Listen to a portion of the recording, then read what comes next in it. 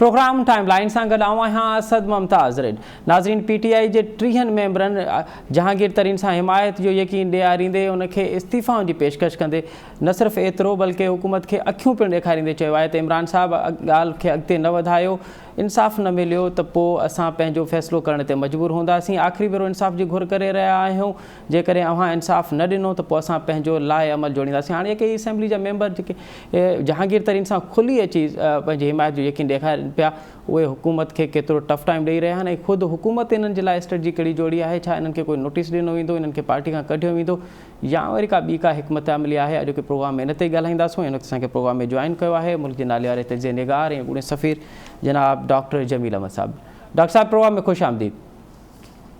अच्छा डॉक्टर साहब, कीअं था ॾिसो जहांगीर तरीन जे मामले खे? जहांगीर तरीन जो मामिलो ऐं जेके इमरान ख़ान जे विच में जेके विछोटियूं हाणे वधंदियूं पयूं वञनि, उनजो सबबु फ़क़ति खंड वारो स्कैंडल आहे या ॿिया सबब बि आहिनि?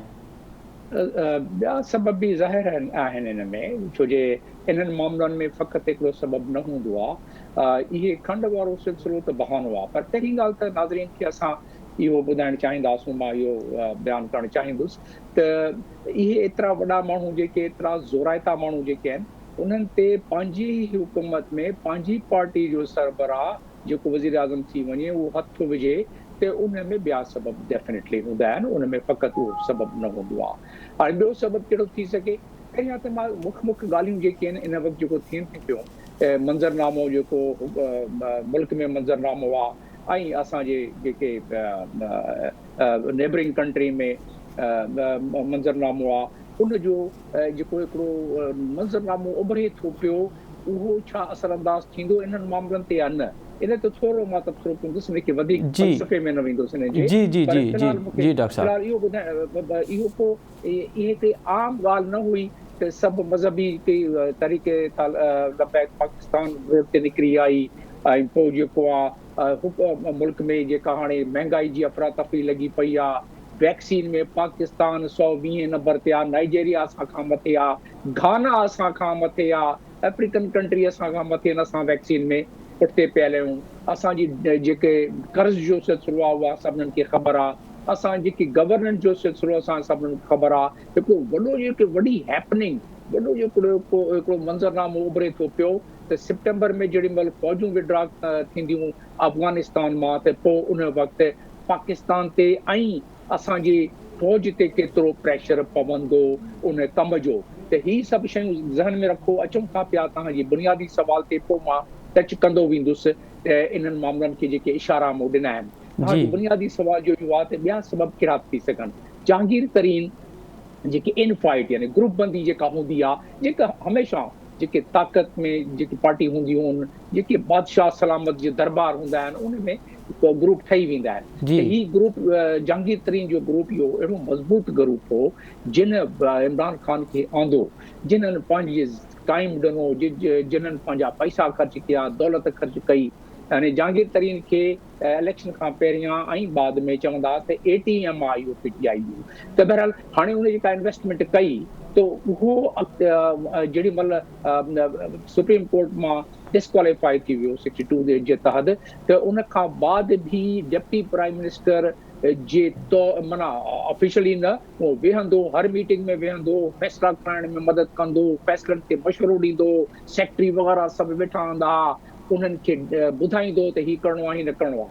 हुतां बि पोइ ज़ाहिर आहे जेकी ग्रुप बंदी थी त उन मां उनखे कढियो वियो ऐं इमरान ख़ान खे कढणो पियो उनखे हुतां, ऐं उन खां बाद ही केसिस वारा सिलसिला थिया।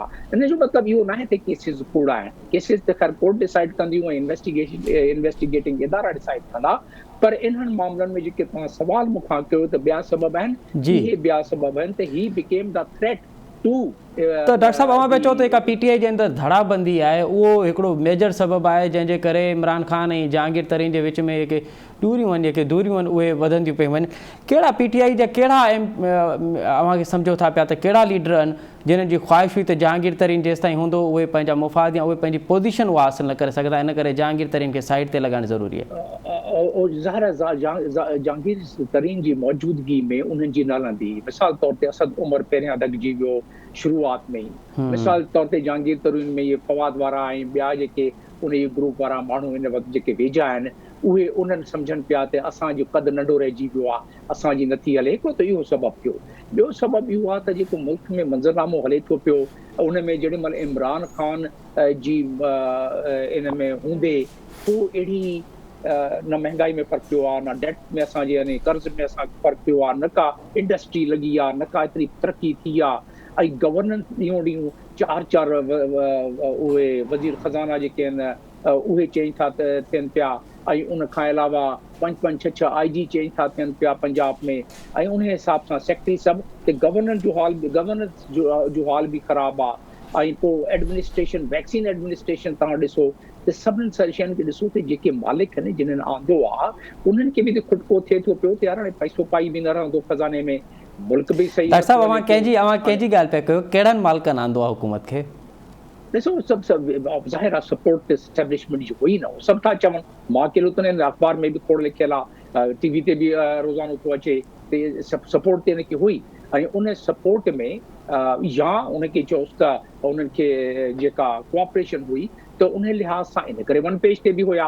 ऐं हाणे थोरो थोरो महसूसु थिए थो पियो त कारकर्दगी मां एतिरो मुतमइन मालिक न आहिनि, माना जिन्हनि मदद कई आणण में, उहे तरह कारकर्दगी में महसूसु थिए थो पियो एतिरा एतिरा मुतमइन न आहिनि। उहे ज़ाहिर आहे ॾिसंदा त अहिड़ो को हैवी। डॉक्टर साहब अवां सम्झो पिया त हिन वक़्तु बि सभु वन पेज ते आहिनि, या हाणे वन पेज वारी जेका ॻाल्हि हुई उहा हाणे वन पेज न आहे रही? उहा आस्ते आस्ते थिड़ी वई आहे। उहा आस्ते आस्ते उनजा भला सबब कहिड़ा आहिनि जॾहिं आस्ते आस्ते थिड़ी आहे? हा, उनजा सबब इहे आहिनि त जेके इमरान ख़ान खे फीडबैक ॾियनि पिया इदारा, ऐं उन फीडबैक ते इमरान ख़ान 100% न पियो हले, नंबर 1। नंबर 2, जेके सुठा सजेशन बि मिलनि पिया, उहे सजेशन बि जेके नज़र थो अचे, इशारा असांजे अचनि था पिया, जे तज़ियो साम्हूं अचे थो पियो, हर कंहिं ॻाल्हि खे मिलाए जे ॾिसूं था पिया, जेके ख़बरूं साम्हूं अचनि थियूं पियूं, उन में माण्हू विच मां जेको उन जो तज़ियो कढे थो पियो, उन में इहो आहे त ज़ाहिर आहे इमरान ख़ान हिकिड़ी पंहिंजी तबियत जो स्टबन माण्हू आहे, काफ़ी शयुनि खे न बि मञंदो आहे।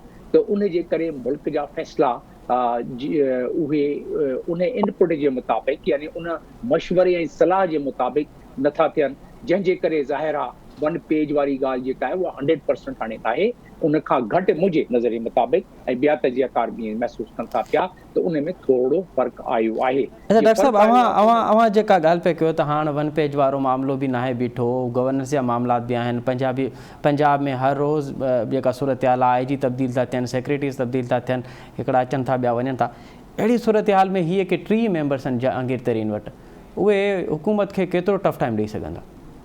उते चवनि था पिया त तूं असांजी ॻाल्हि जे न मञंदे त पोइ असां जेको आहे पंहिंजो फ़ैसिलो करण ते बिल्कुलु असां पजाने पवंदासीं।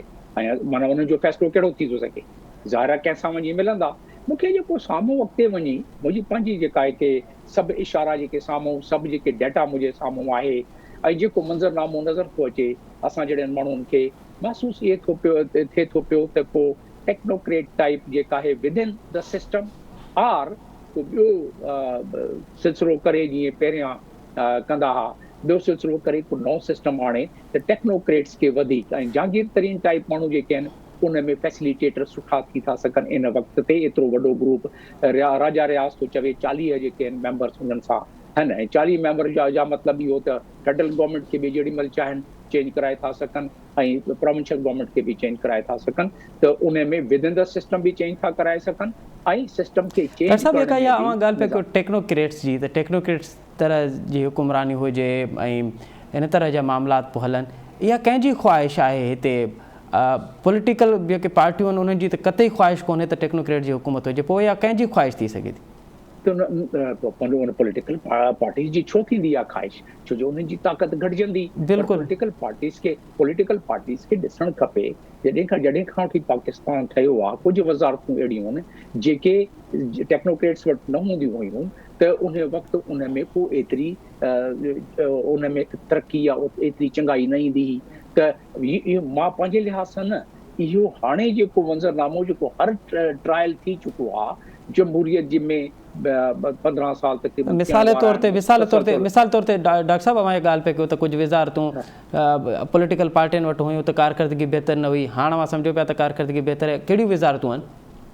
का हिकिड़ी बि वज़ारत अहिड़ी न आहे जंहिं पंहिंजी कारकर्दगी में पंहिंजी कारकर्दगी ॾेखारी हुजे इन लिहाज़ सां, जंहिंमें मिसाल तौर ते इंडस्ट्री आहे त को इंडस्ट्रियलाइज़ेशन थी वई हुजे, फूड आहे त फूड सिक्योरिटी थी वई हुजे, साइंस एंड टेक्नोलॉजी आहे त हुनमें को नई शयूं ईजाद थी वई हुजनि, खज़ाने जी जेका फाइनेंस मिनिस्ट्री आहे उहा त पॉलिटिकल गवर्नमेंट में बि।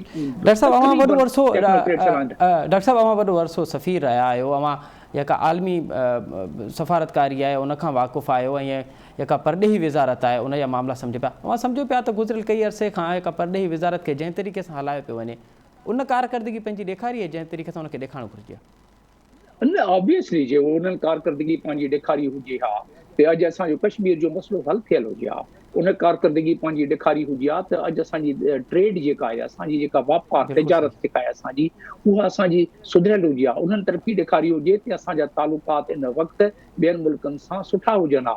मां हिनखे तस्लीम थो कयां त जेको असां इन वक़्तु बि जेकी वज़ारतूं आहिनि, सभई वज़ारतूं, वज़ारत खज़ाना परॾेही वज़ारत जेका आहे उहा आहे उन में बि शामिल, ऐं उन में असां जेके 19वीं सदी जेका तरीक़ो आहे हलाइण जो कमु, उहो 21वीं सदी जा असां जेके चैलेंजिस आहिनि उन्हनि खे कोशिशि कयूं था पिया त उन्हनि सां असां उन्हनि खे कयूं मोड़ियूं, त उहो मुमकिन न आहे। पहिरीं ॻाल्हि। ॿी ॻाल्हि इहा त असां 360 डिग्री माना असां चौधारी ॾिसी फ़ैसिलो नथा कयूं, असां फाइल खे ॾिसी हिकिड़े मामले खे ॾिसी फ़ैसिलो था कयूं। अॼुकल्ह जेके बि फ़ैसिला थियनि था पिया, जंहिं सेक्टर में बि फ़ैसिला थियनि था पिया, उहे फ़ैसिला तक़रीबन तमामु मंज़रनामे खे ॾिसी उहो फ़ैसिला कबा आहिनि। उहो फ़ैसिला जेके साम्हूं ज़ाहिर ज़हूर शइ आहे उहो न आहे। इहे त जेका ॻाल्हि जहांगीर तरीन जी तव्हां ॻाल्हि कई, ऐं सॼी डिस्कशन मां उहो जेको निकितो आहे साम्हूं कंक्लूजन त इहो फ़क़ति हिकिड़ो सबबु न आहे, असबाब ॿिया आहिनि। अच्छा डॉक्टर साहब असां ॾिठोसीं त जहांगीर तरीन, जीअं अवां बि फरमायो, त जहांगीर तरीन उन्हनि माण्हुनि मां आहे, उन्हनि मुख माण्हुनि मां आहे जिन्हनि हीअ हुकूमत ठाराई ऐं जिन्हनि पंहिंजी दौलत ॾिनी, जंहिंखे ATM चयो वियो, जेके बाक़ाइदा जेके सरमाएदार तौरु थी इन्वेस्टर थी पार्टी खे लॻायो ऐं पोइ हुकूमत ठही।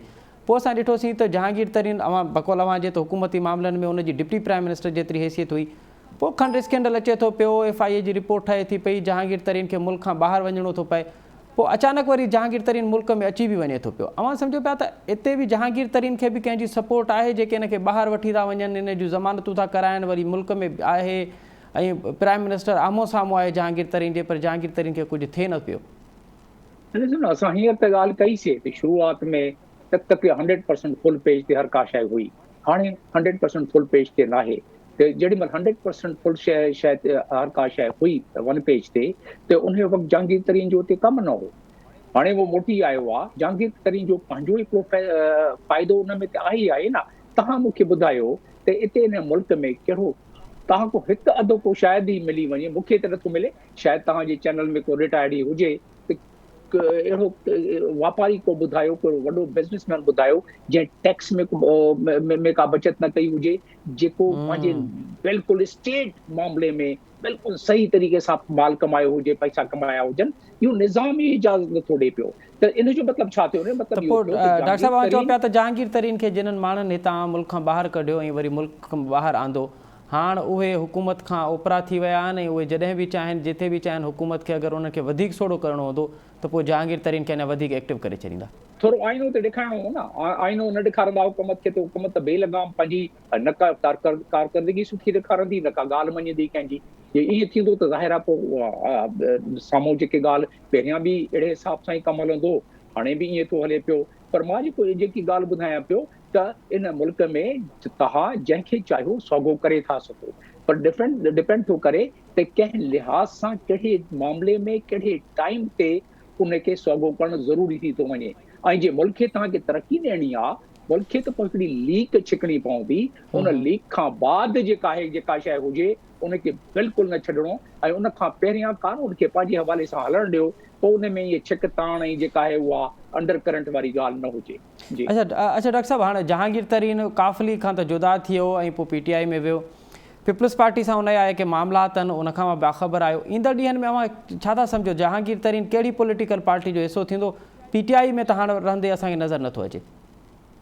हा, जीअं हाणे जिथे ॻाल्हि पची वई आहे, हाणे हुतां ॻाल्हि मां सम्झां थो पोइ त वेतिरो ख़राबु थींदी, सुठी न थींदी।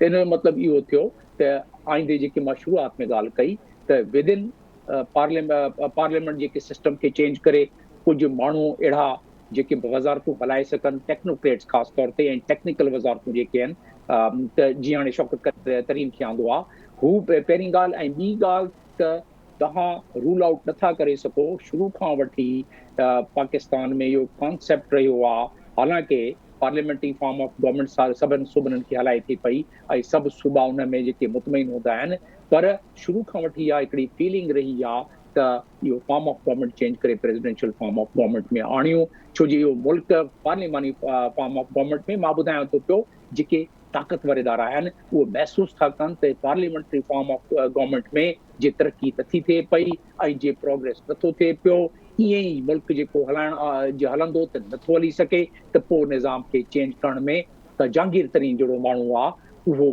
तमामु कारगर साबित थींदो ते जेके पार्लियामेंट मां बिल पास कराइणा हूंदा थोरी घणी चेंज करे ऐं उन खां बाद फॉर्म ऑफ गवर्नमेंट चेंज करणी हूंदी। वॾी महिरबानी डॉक्टर जमील अहमद साहब असांखे वक़्तु ॾिनी। नाज़रीन, नवां मुल्क के नाले वारे तजिए निगार ऐं गुड़ सफ़ीर डॉक्टर जमील अहमद साहब तजुर्बो ॿुधो। उन्हनि जो चवणु आहे त जहांगीर तरीन ही पाण मुरादो एक्टिव न आहे थियो ऐं हुन सां जेके मेंबर आहिनि यकीनन जेका वन पेज जी ॻाल्हि थिए पई उहा हुकूमत सां हाणे ओतिरी नाहे रही जेतिरी शुरूआती ॾींहंनि में हुई ऐं जहांगीर तरीन ईंदड़ ॾींहंनि में हुकूमत खे टफ टाइम ॾेई सघे थो। प्रोग्राम हिते वठूं था नंढी साई खां प्रोग्राम ॿीहर हाज़िर थियूं। हज़री प्रोग्राम हिकु दफ़ो ॿीहर तव्हांखे भलीकार। मुल्क में कोरोना तेज़ी सां फैलिजी रहियो आहे। टीं लहर पहिरीं ऐं ॿिनि लहर खां तमामु तेज़ी सां फैलिजी रही आहे। अॼु पाकिस्तान में 112 माण्हू कोरोना जे करे अजल जो शिकार थिया आहिनि। हिकु तरफ़ सां ॾिसूं था पिया त कोरोना तेज़ी सां फैलिजी रहियो आहे, ॿिए तरफ़ SOPs खे मुकमल तौर ते नज़रअंदाज़ कयो पियो वञे। टिएं तरफ़ वैक्सीन वारो अमल जेको आहे उहो बि सुस्त रवि जो शिकार आहे। दुनिया जे 123 मुल्कनि में पाकिस्तान वैक्सीन करण वारनि मुल्कनि में 120 नंबर ते आहे। पाकिस्तान खां बांग्लादेश, श्रीलंका त छा हाणे नाइजेरिया बि पाकिस्तान खां अॻिते आहे। जेके प्रोग्राम में हिन ते ॻाल्हाईंदासीं त कोरोना जी टीं लहर जेका आहे उहा केतिरी ख़तरनाक आहे। पाकिस्तान में पहिरियां ॿुधायो वियो त चाइना जो कोरोना वायरस फैलियो, पोइ बर्तानिया जो, ऐं हाणे अफ्रीका जे वायरस जी बि ॻाल्हि कई पई वञे। जेको अफ्रीका जो वायरस आहे इहो चाइना ऐं बर्तानिया वायरस खां केतिरो मुख़्तलिफ़ आहे हिन ते पिणु ॻाल्हाईंदासीं। गॾोगॾु वैक्सीन वारे अमल ते ॻाल्हाईंदासीं त आख़िर वैक्सीन वारो अमल सुस्त रवि जो छो शिकार आहे। ऐं हिन वक़्तु असांखे प्रोग्राम में जॉइन कयो आहे डॉक्टर फैसल साहब, पाण माहिर आहिनि इन्फेक्शन डिज़ीज़ जी बीमारियुनि जा ऐं वज़ीर आला जेका कोरोना जे हवाले सां टीम आहे उन जा अहम रुकन आहिनि। उन सां गॾोगॾु डॉक्टर बारी पाण इंडस हॉस्पिटल जा सरबराह आहिनि ऐं वज़ीर आला जी टीम जा पिण रुकन आहिनि। डॉक्टर फैसल साहब, आपसे प्रोग्राम का आगाज़ करते हैं। पहले तो ये बताइए कि हमें बताया गया कि चाइना का वायरस, फिर बर्तानिया का वायरस और अब अफ्रीकी वायरस की बात की जा रही है और अब तो तस्दीक भी हो चुका है कि कराची में तो वो उसकी तस्दीक भी हुई है कि उसके केसेस हुए हैं। ये अफ्रीकन वायरस कितना ख़तरनाक है बर्तानिया और चाइना के वायरस? अस्सलाम वालेकुम जी। ये जो वायरस है इसमें बहुत तो नहीं, अलबत्ता ये है कि कुछ जो हमारे वैक्सीन्स हैं, अब ये नहीं पता ये हमारा जो साइनोफार्म वैक्सीन है इसमें फ़र्क पड़ता है कि नहीं पड़ता, मगर कुछ जो दूसरे वैक्सीन्स हैं ये इस वायरस पे थोड़ा सा कम असर करती हैं।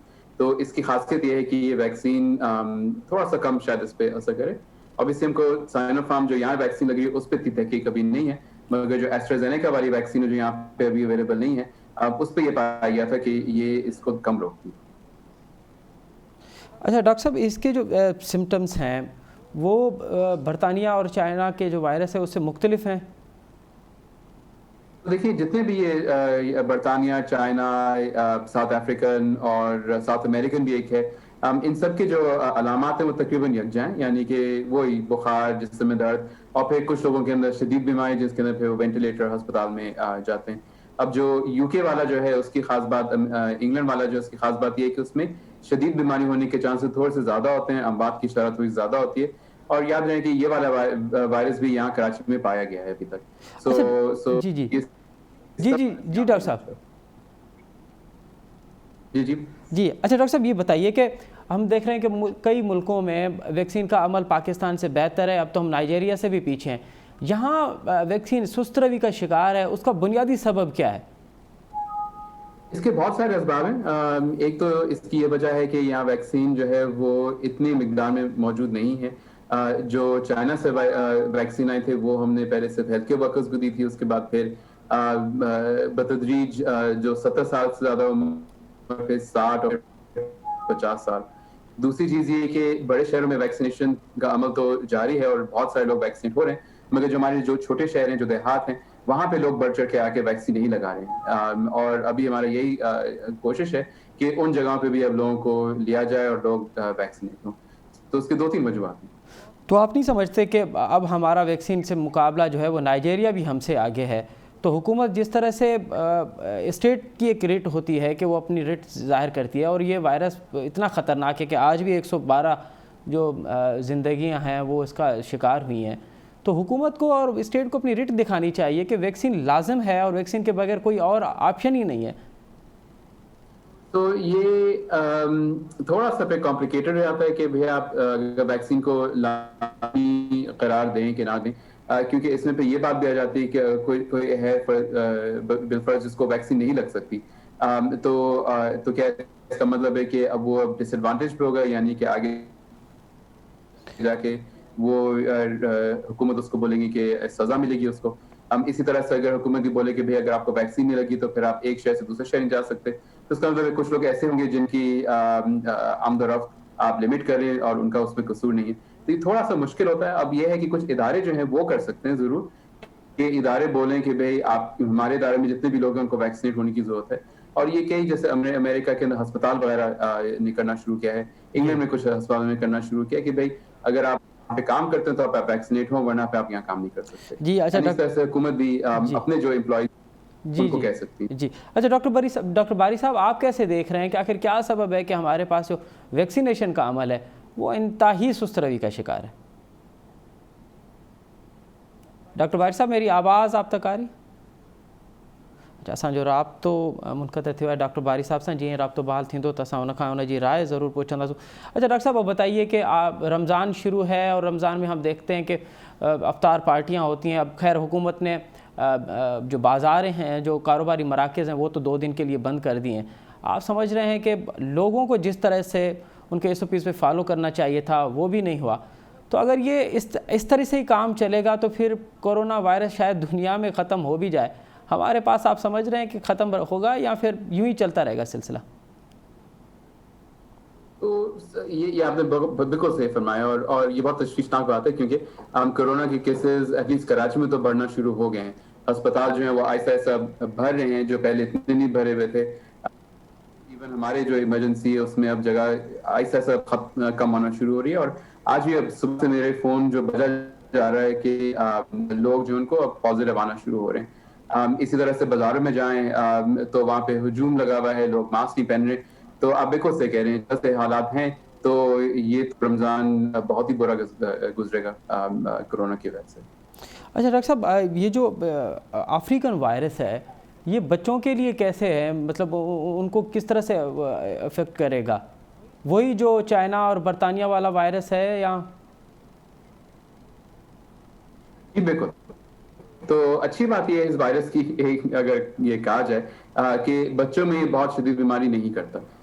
चाहे वो अफ्रीकन हो, चाहे वो UK वाला हो, चाहे चाइनीज हो, बच्चों में बीमारी इतनी शदीद नहीं होती। अलबत्ता ऐसा नहीं कि बच्चों में बीमारी शदीद कभी भी नहीं होती, और बच्चों में एक खास बीमारी होती है जो कि बड़ों में इतना ज्यादा नहीं देखा जाता, जिसके अंदर जब उनकी तबीयत ठीक हो जाए तो उसके कई हफ्तों बाद उनके दिल पे असर होता है, उनके दिमाग पे असर हो सकता है, जो कि ये बहुत सीरियस बीमारी होती है ये और ये खास बच्चों में पाई जाती है, जो कोविड के बाद होता है। अच्छा डॉक्टर साहब, इसकी शरह तकरीबन वही है। जी। अच्छा डॉक्टर साहब, ये बताइए कि हमें तो ये बताया गया कि 2 डोज होंगे वैक्सीन के। अब ये खबरें आ रही हैं कि आपको 1 साल में तीसरा डोज भी लग सकता है, तो वो जो तीसरा डोज लगेगा उसका क्या सबब होंगे? तो देखिए, अब ये नया वैक्सीन है, इसका कोई नहीं मालूम कि ये कितने अरसे तक उसकी क़ुव्वत मुदाफ़ियत रहती है, ये कितने अरसे तक हमको बचा के रखता है। इस वजह से जो शुरू में तहकीक थी वो तो ऑब्वियसली 2 वैक्सीन डोज पे थी। अब जिनको शुरू में वैक्सीन लगी थी उन पे हम देख रहे हैं कि उनके अंदर इम्यूनिटी या जरासीम बचने की ताकत कितनी है, और समझा ये जा रहा है कि शायद हर साल ये वैक्सीन लगाने की जरूरत पड़ेगी, जैसे कि फ्लू का वैक्सीन होता है जो वो भी हर साल ही लगती है। मगर इस पे तहकीक चली रही है, मगर लगता है शायद तीसरी डोज लगाने की जरूरत पड़ेगी। तो डॉक्टर साहब, आप समझ रहे हैं कि अब हर साल वैक्सीन होगा, भले आप 2 डोज लगा लें, 3 डोज लगा लें, लेकिन जब तक आपको हयाती है, ज़िंदगी है, ये वैक्सीन आपके साथ साथ आपकी ज़िंदगी का अब हिस्सा है। देखिए, बहुत सारे वैक्सीन हमारी जिंदगी का हिस्सा है, और अक्सर हम भूल जाते हैं कि बड़ों को भी वैक्सीन लगाने की जरूरत है। इसमें कुछ वैक्सीन जैसे कि टेटनस का वैक्सीन हो गया, ये हर 10 साल पे लगती है। फ्लू का वैक्सीन होता है, इन्फ्लुएंजा का वैक्सीन, ये हर साल लगनी चाहिए, खासतौर पे उन लोगों के अंदर जिनके अंदर शदीद बीमारी का इम्कान होता है, जैसे कि जिनको शुगर है या जिनकी उम्र ज्यादा है। और ये भी एक इसी तरह से एक वैक्सीन है जो शायद अब हर साल लगानी की जरूरत पड़ेगी। तो ये तो मेडिकल, मतलब हम तो काफी बड़ों को वैक्सीन लगाते हैं और हर साल ही लगती है उन लोगों को। तो आप कह रहे हैं कि वैक्सीन कोई घबराने वाली बात नहीं है, जैसे दीगर वैक्सीन है, जैसे बच्चों को टीका लगता है या जैसे और तमाम अमराज की वैक्सीन है, इस तरह की ये भी वैक्सीन है? जी बिल्कुल। अब ये कोविड जो है ना, ये आप यकीन जाने वाला करते हैं, ये भी इसी के साथ चलता रहेगा। उम्मीद इस बात की कुछ सालों में इसका जोर टूटेगा, इतने केसेस एकदम से नहीं आएंगे, मगर ये बीमारी जा नहीं रही कहीं पे, ये इधर ही रहेगी और इसके लिए प्रॉब्ली वैक्सीन लगाने की। डॉक्टर साहब, आप क्या समझ रहे हैं कि कितने साल और ये बीमारी रहेगी? तो आई थिंक ये बीमारी रहेगी, कहीं जाएगी नहीं ये बीमारी, मगर ये है कि इसका जो जोर है ये इंशाल्लाह टूटेगा। और जब जोर टूटेगा तो फिर जैसे आम जो बीमारियां, जैसे डेंगू है, मलेरिया है, फ्लू है, उसी की तरह ये बीमारी हो जाएगी। ये नहीं पता कि कितना साल, ये कितना टाइम लगेगा इसके अंदर। तो मुस्तकबिल करीब में आप कह रहे हैं कि ये कहीं जाने वाली नहीं है? नहीं, अब ये कहीं नहीं जाने वाली, हमारे साथ ही रहेगी अब ये बीमारी। बहुत बहुत शुक्रिया डॉक्टर फैसल साहब हमें वक्त देने। फैसल जो कोरोना के हवाले से बुधायूं, उन जो तजियो हो, उन जो माहिराना एक राय हुई, उन पंहिंजे माहिराना राय का आगाह किया। तो कोरोना वैक्सीन जेका है वह इन ॿियो को ऑप्शन कोन्हे कोरोना जे लाइ। असांखे कोरोना वैक्सीन हर सूरत में लगाइणी पवंदी ऐं इहो पिणु मुमकिन आहे त इहा ईंदड़ सालनि में हर साल लगाई वञे। इहो को ॾुखियो अमल न आहे, जीअं ॿियूं वैक्सीन्स आहिनि उअं ई असांखे इहा वैक्सीन लगाइणी पवंदी। ऐं ॿी ॻाल्हि त जेको अफ्रीकन वायरस आहे उहो जीअं बर्तानिया जो वायरस आहे, जीअं चाइना वारो वायरस हो, हीअ पिणु उन तरह जो वायरस आहे। ज़रूरत इन ॻाल्हि जी आहे त असांखे एहतियात पहिरियां खां वधीक करण जी ज़रूरत आहे कि SOPs आहिनि उनखे फॉलो कयूं। ऐं वैक्सीन वारो जेको अमल आहे उन में पंहिंजे बुज़ुर्गनि खे फौरी तौर ते वैक्सीन वारे अमल में उनखे लॻारायूं। ॿी को ऑप्शन कोन्हे ऐं इन में का घबराइण जी ॻाल्हि बि कोन्हे। हींअर त पाकिस्तान जेको जंहिं तरीक़े सां सुस्त रवैयो शिकार आहे, 123 मुल्कनि में पाकिस्तान जो 120 नंबर आहे जिते इहो वैक्सीन जेको आहे उहो तमामु सुस्त रवि सां उनखे लॻाए पियो वञे। प्रोग्राम जो हिते वक़्तु पंहिंजी पुॼाणी ते पहुचे थो। असद मुमताज़ ॾींदा इजाज़त। अल्लाह भाई।